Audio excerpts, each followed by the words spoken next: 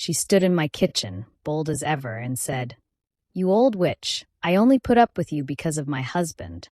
I nearly dropped the plate in my hand. But instead of yelling back, I just watched and waited. Please stay with me as I tell you my story. And don't forget to support our channel by subscribing, liking, and sharing with your loved ones. My name is Mabel. I'm 62 years old, a retired nurse, and I live in Jackson, Mississippi. This house, small, neat, with yellow curtains and creaky floors, has been mine for nearly 30 years. I raised my son Cordell here. After his father passed, it was just the two of us. We didn't have much, but I gave him everything I could. I thought I did a good job. When he lost his job last year, I told him and his new wife Ayanna they could stay here until they got back on their feet. That's what mothers do. They make room. They open their doors, even when it means giving up peace and quiet. That evening, I was in the kitchen, making fried okra and cornbread. The sun was going down, painting the kitchen in a soft orange glow. Cordell was watching TV in the other room. I heard the front door open, then the sound of Ayanna's heels on the floor. She didn't say hello, just walked to the fridge, grabbed a drink, and leaned against the counter behind me. I stirred the pot and said, "Dinner's almost ready." She didn't answer. For a few seconds, we stood there in silence. Then I heard her say something. Not loud, but clear enough. "You old witch. I only put up with you because of my husband." I stopped. I didn't turn around. I didn't drop the spoon. I just stood there, like time had paused. My heart didn't race, but something inside me felt cold. She said it like I wasn't even there. Like I didn't matter. She walked off like nothing happened. I finished cooking, called them to eat, and sat down at the table. I smiled when I needed to. I passed the cornbread. Cordell laughed at something on his phone. Ayanna joked and acted sweet. I watched them both. That night, lying in bed, I couldn't sleep. I stared at the ceiling while the crickets chirped outside. The words kept playing in my head, quiet and sharp. "You old witch. Only put up with you. Because of my husband." I've heard many things in my life, but this one stuck. It didn't shout. It didn't hurt right away. It just stayed like a shadow in the corner of the room. And I knew something wasn't right. I just didn't know yet how far it would go. Sunday dinners used to bring warmth. Now they brought tension so quiet, you could almost miss it if you weren't looking close enough. The roast was tender, the biscuits fluffed just right, and the tea was sweet. Everything on the table said comfort. Everything around it said otherwise. Ayanna arrived late, her heels tapping fast across the tile. She laughed too loud, kissed Cordell on the cheek like a performance, and barely nodded in my direction. Her nails were long, bright, and sharp, just like her words when she felt like using them. She floated around the kitchen, offering help I hadn't asked for, commenting on how quaint everything looked. I said thank you anyway. I always said thank you. Guests arrived slowly. My cousin Willie Mae, Ms. Geraldine from church, a neighbor or two. We bowed our heads, said grace, and passed the food around like we always did. The air was filled with talk, the clinking of silverware, the smells of home. Then came the shift. Ayanna leaned back, sipping her wine, eyes fixed on me but voice aimed at the others. You all wouldn't believe how often I have to remind her where things are. I mean, I get it, memory fades, right? Laughter from her. No one else. She wasn't done. Just the other day, she called me into the kitchen all panicked. Thought someone had taken her keys. They were in her apron pocket the whole time. Bless her heart. Nobody spoke. Not even Cordell. I reached for the sweet potatoes and served myself calmly, not even looking up. I didn't flinch, didn't blink. I let her words land where they may. That kind of meanness wears a smile like a mask. It sounds like teasing if you're not paying attention. But I was paying attention. Cordell gave a quiet chuckle, then looked at me. His face didn't match the sound. His smile wavered for half a second, then faded. I saw it. I think she saw it too. The rest of dinner went on with uneven rhythm. Conversation stumbled, then restarted. People complimented the food more than usual, like they were trying to fill a space. After dessert, Ayanna excused herself, saying she had to take a call. She left her plate half-finished, and her voice echoing behind her. I started clearing dishes. Cordell stood to help without being asked, eyes distant. "You all right?" he asked, not quite meeting mine. "I'm fine," I said. "Long day, that's all." He nodded, but the look stayed in his eyes. A question forming, but not yet ready. When the table was clear and the guests had gone, I sat alone in the kitchen with the last bit of cobbler. The house was quiet again, but not peaceful. Not yet. The sun was barely up when I sat at the kitchen table with my checkbook and a cup of coffee. The house was still. I liked mornings like that, quiet, with just the hum of the fridge and the birds outside. I flipped through my bills, wrote out the amounts, signed the church offering like I did every month, folded it, slid it into the envelope, and placed it neatly in my Bible next to the front door.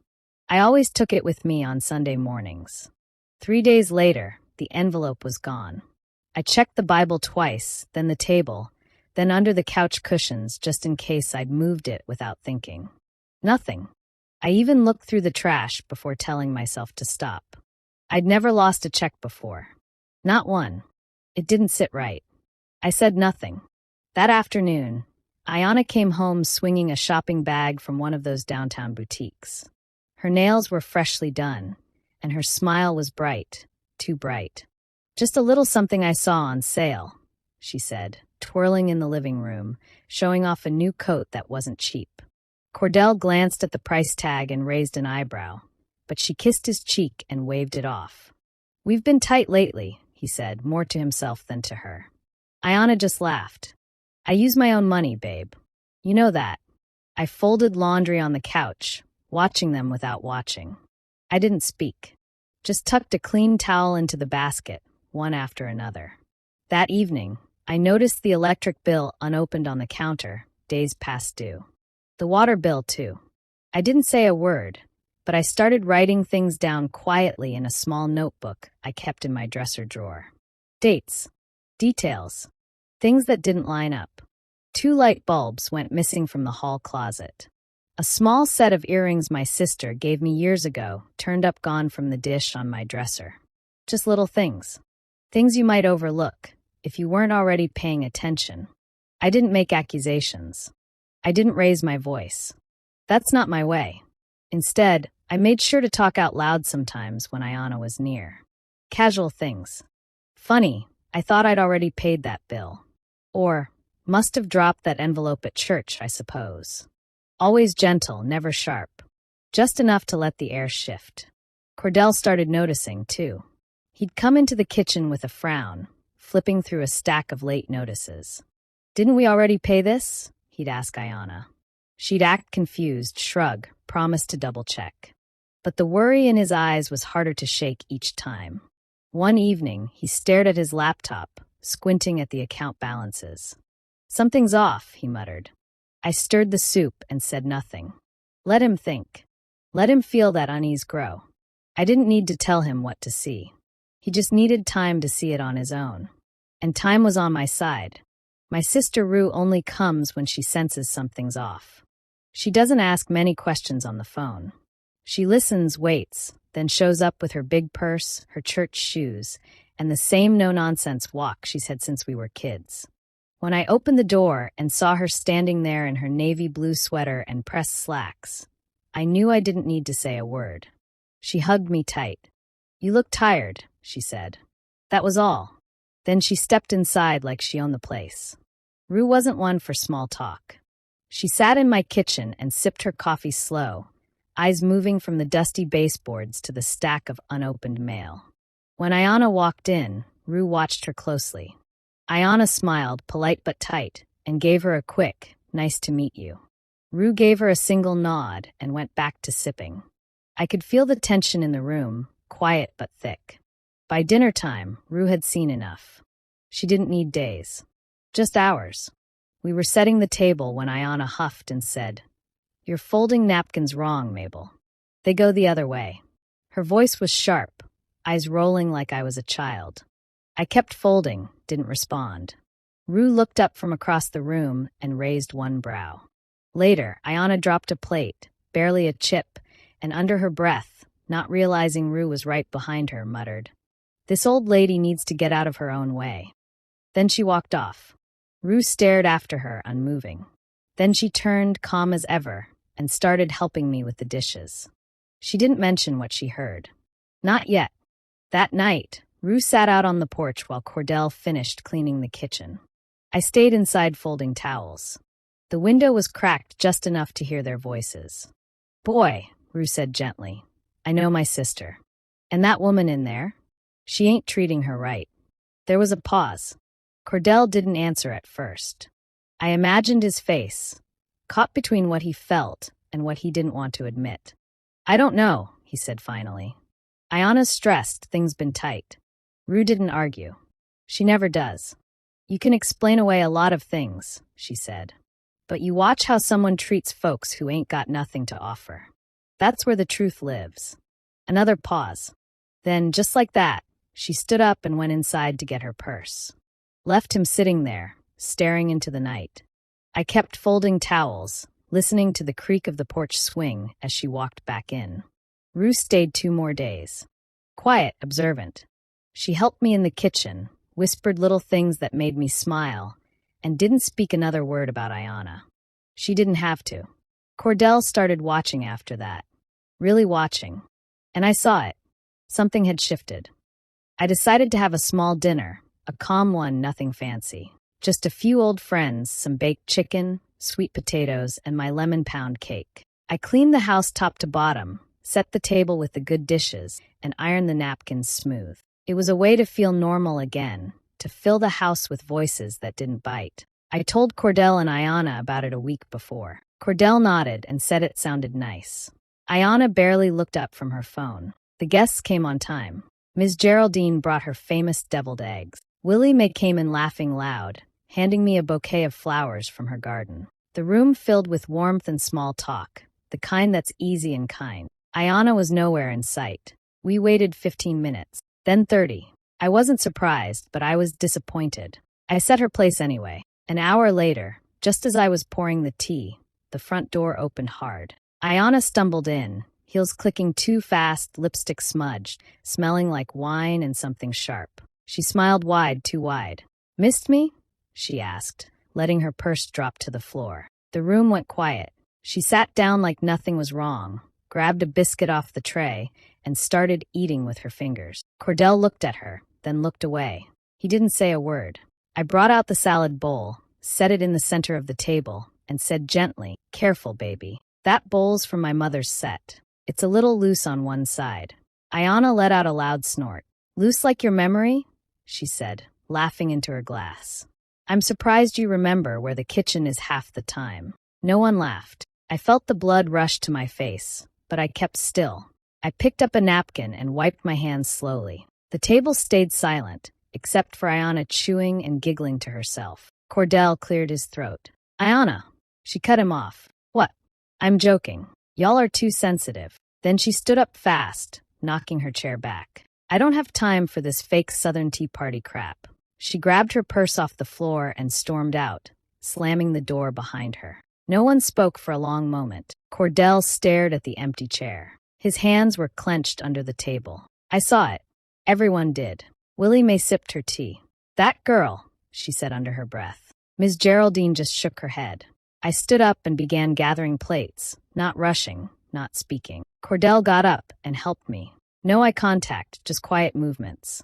When the dishes were done and everyone had gone, he sat on the couch with his head in his hand. I didn't ask him what he was thinking. I didn't have to. That night, nothing was said.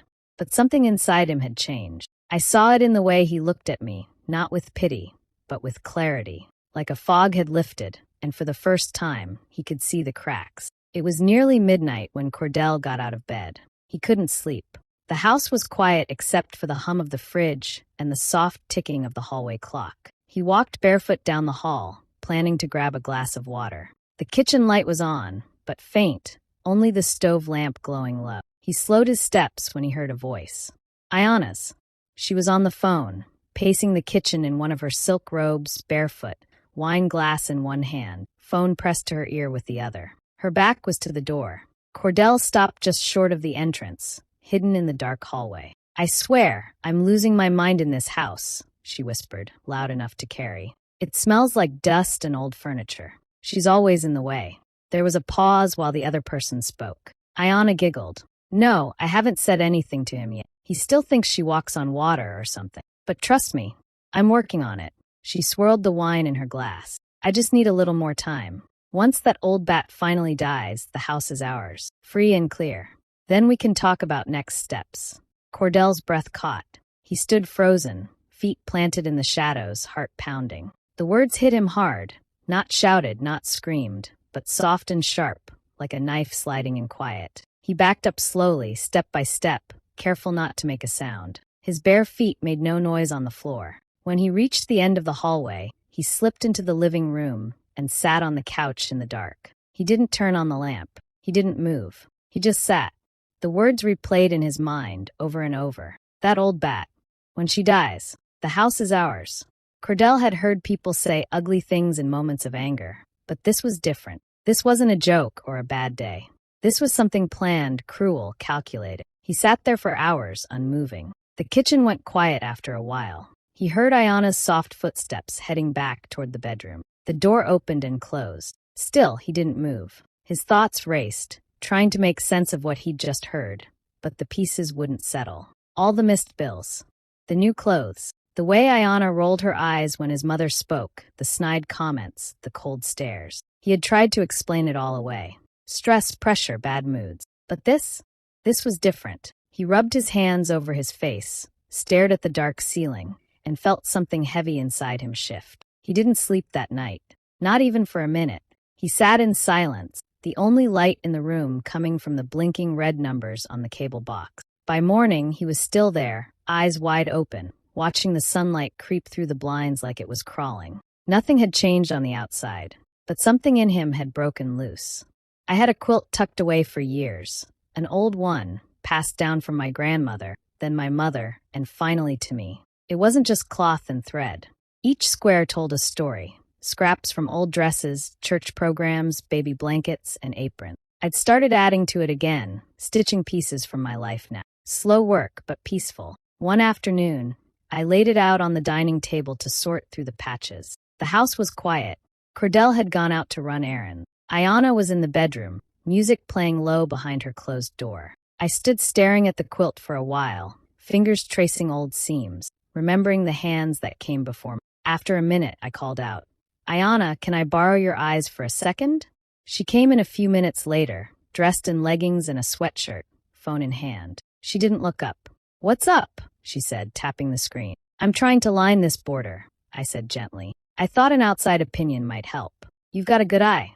She glanced down at the quilt, then smirked. It looks like something from a flea market." I smiled, more to myself than to her. "It's old, but it's got history." She rolled her eyes. "It's got dust." I didn't respond. I held out a corner of fabric, motioning to the edge. "Can you hold this while I pin the corner?" "I just need a second." She sighed loud, set her phone down, and reached for the fabric without care. "Fine, but I'm not a grandma yet. Don't get used to this." She grabbed the cloth too fast. The fabric tugged, and with one careless pull, a seam popped. Then another. A piece from my mother's dress tore right across the middle. I gasped. Ayana froze for a second, then let go. "Why'd you hand me the weak part?" she snapped. "This thing's falling apart." I bent over the table, pressing the tear flat with shaking hand. My voice stayed soft. "That piece was from 1965. "Well, don't give me some ancient rag to hold," she said, backing away like it wasn't her fault. "You knew it was fragile." Just then, the front door opened. Cordell stepped in, holding a grocery bag. He stopped when he saw us, me standing over the quilt, Ayana crossing her arms. "What's going on?" he asked. Ayana turned fast. She told me to help, then got mad when the thing ripped. "It's not my fault. It's old." I looked up slowly. Cordell's eyes met mine. He looked at the quilt, at the tear, at Ayana. Then back at me. I didn't say a word. Ayana kept talking, trying to explain, but Cordell wasn't really listening. His face was still, his jaw tight. He walked over, set the groceries down, and gently touched the edge of the fabric. "Was this from Grandma's dress?" I nodded. He didn't say anything more, just stood there, quiet, eyes on the tear, then on Ayana. He knew. Finally.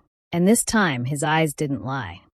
The morning sun crept in slow through the curtains. I came out of my room, expecting the usual silence, maybe the smell of coffee if Cordell had risen early. But something was off. The hallway felt colder, too still.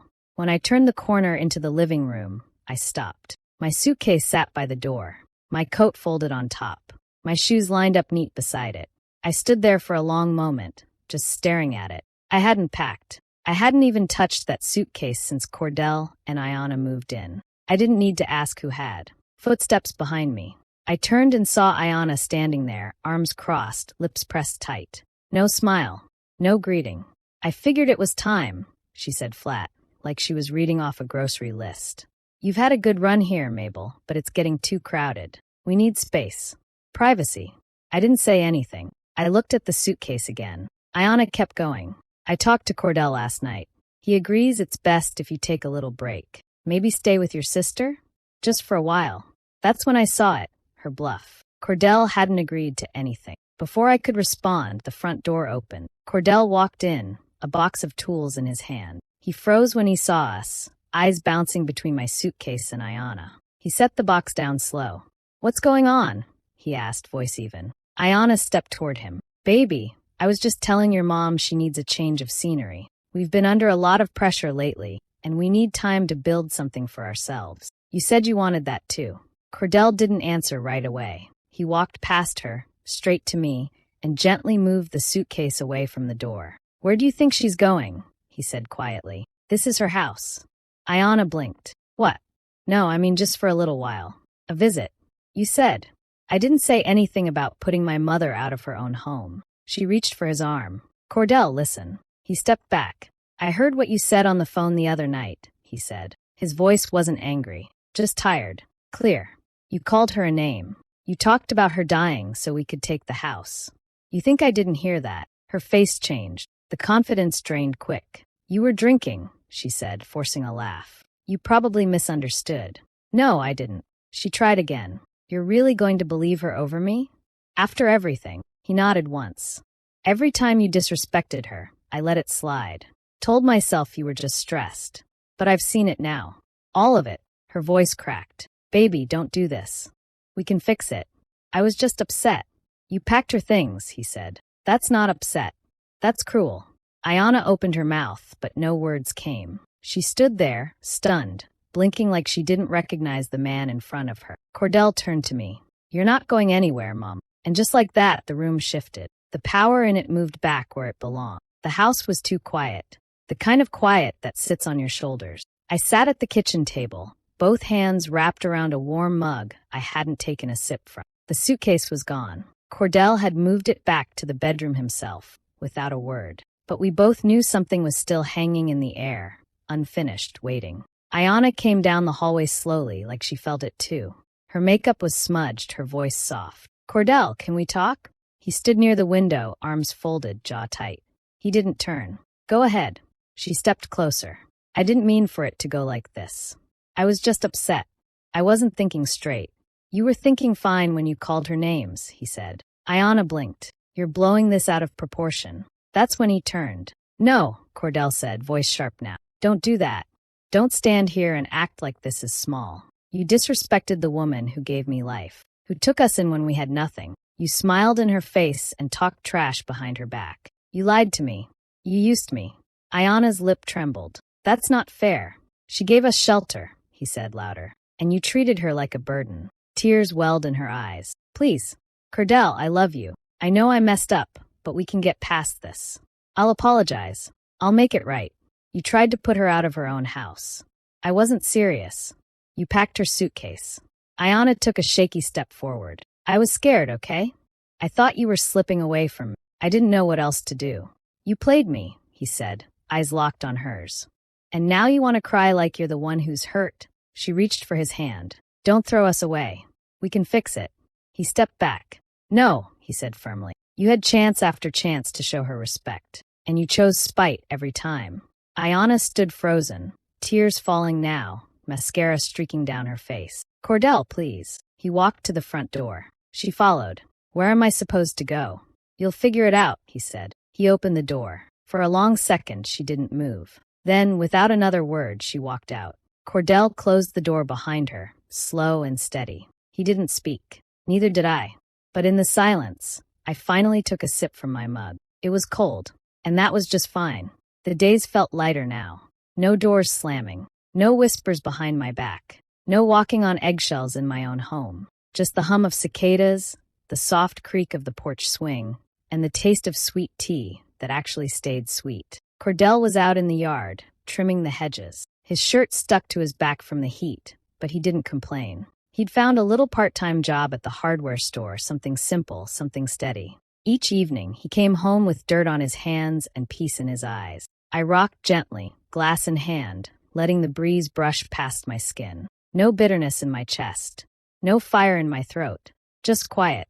A robin landed on the fence post and stayed there a while, head tilted, watching like it knew something. Cordell looked up from the yard. "Want me to make lunch in a bit?"